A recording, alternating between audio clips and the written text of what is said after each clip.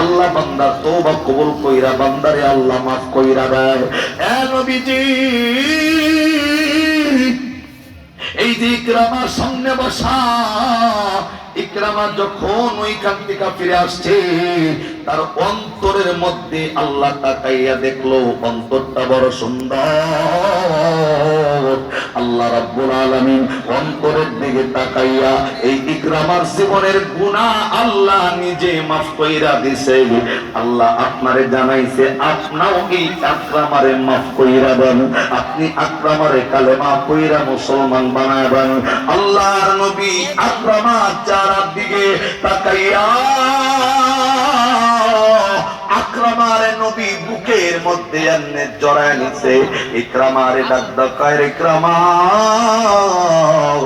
আল্লাহ যদি তোরে মাফ কইরা দেয়, আমি নবী কোনো ব্যক্তিগত রাগ তোর উপরে নাই, কেননা আমি দুনিয়াতে আসছি মালিকের হুকুম বাস্তবায়নের জন্য। আল্লাহ যেহেতু তোরে মাফ কইরা দিছে, আমি পয়গম্বর তোরে মাফ কইরা দিলাম, আমি নবী তোরে জানাইয়া দিলাম। আল্লাহ নতুন একটা জীবন তোরে দান করছে। আরে আকরামা, আল্লাহ তোর জীবনের ভুলগুলা মাফ কইরা আল্লাহ নতুন একটা জীবন আজকে তোরে দান করা দিছে। ইকরামারে চোখের পানি মস, আমি নবী এই মুহূর্তে তোরে কালেমা পড়ে মুসলমান বানায় দিব। জবান বন্ধ নয়, আওয়াজ করে সুবহানাল্লাহ। বন্ধু, নবীর নিজের চাচা আবু তালেব নবীর হাতের নিচ থেকে মারা গেছে, হেদায়েত পায় নাই। আবু জেহেল বড় কাফির, আবু জেহেলের সন্তান বড় কাফির ছিল, কিন্তু আমার আল্লাহ আস্তে আস্তে আবু জেহেলের সন্তানের অন্তরের মধ্যে হেদায়েতের আলো জ্বালাইলো। একজন্য আমার আল্লাহ পবিত্র কোরআনে সূরা কসস, কোরআনের 20 নম্বর পারা 11 নম্বর পৃষ্ঠা 7 নম্বর লাইনের 56 নম্বর আয়াতে আল্লাহ নবীর ডাক দেয়, ইন্নাকা লা তাহদি মান আহবাবতা। নবী, তুমি চাইলেও মানুষদেরকে হেদায়েত দিতে পারবা না, মানুষদেরকে মুসলমান বানাইতে পারবা না। ওয়ালাকিন্নাল্লাহা ইয়াহদি মান ইয়াশা। হেদায়েতের মালিক দুনিয়াতে অন্য কেউ নয়, আল্লাহ দাতা হেদায়েতের মালিক আমি আল্লাহ। আল্লাহ বলেন, ওয়া হুয়া আ'লামু বিল মুতাদিন। কোন বান্দা হেদায়েত পাইব, কোন বান্দা পাইব না, পৃথিবীর জমিনের কেউ জানে না, একমাত্র জানে কে। আরে আওয়াজ করে জোরে বলেন কে?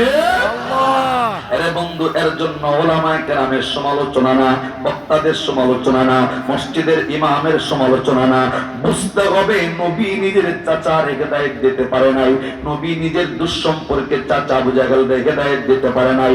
আপন আপন মানুষ নবীর সামনে থেকে ইন্তেকাল করছে, হেদায়েত পায় নাই। আবু জাহেলের সন্তানদের যে আল্লাহ হেদায়েত দিবেন। আরে বন্ধু, এই জায়গায় এমন কিছু মানুষ থাকবে যে মানুষগুলা ভাববে বয়ান শুনলাম কিন্তু হেদায়েতের রাস্তা তো খুললো না।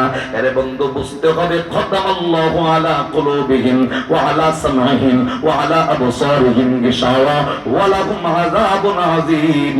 আরে বন্ধু, বক্তার কথায় হেদায়েত তোমারে বক্তা দিয়া যাইতে পারবে না। হেদায়েতের জন্য মালিকের কাছে নিজের চাইতে হবে। যদি বক্তার বয়ানের পরেও হেদায়েতের মন মানসিকতা তৈরি না হয়, তাহলে বুঝতে হবে বক্তার কোনো অপরাধ নাই, উলামায়ে কেরামের কোনো অপরাধ নাই, মুফতির অপরাধ নাই, মুহাদ্দিসের অপরাধ নাই। বুঝতে হবে তোমার আমার কপালটা আবু জেহেলের কপালের মতো হয়ে গেছে, আবু লাহাবের কপালের মতো হয়ে গেছে, আবু জাহেলের কপালের মতো হয়ে গেছে। মৃত্যুর আগে হয়তো আর কোনোদিন হেদায়েতে আসবে না। এরে বন্ধু, জবানটা কইলা আর একটা বার মায়া লাগায়া বলেন না হেদায়েতের মালিক কে? আল্লাহ। বলেন কে? আল্লাহ। আওয়াজ করে বলেন হেদায়েতের মালিকের নাম কি? আল্লাহ। আর জোরে বলেন কে? আল্লাহ। হেদায়েত হাত নামাবেন না, হেদায়েত কত আসবে না। বক্তার কথায় যদি হেদায়েত না পাই, উলামায়ে কেরামের সমালোচনা নয়, মসজিদের ইমামের কথায় হেদায়েত পাই নাই, ইমামের সমালোচনা নয়, মুফতির কথায় হেদায়েত পাই নাই, ইমামের সমালোচনা, মুফতির সমালোচনা, বক্তার সমালোচনা বন্ধ করে আল্লাহ যে জানাইলেন, ওয়ালাকিন্নাল্লাহা ইয়াহদি মান ইয়াশা।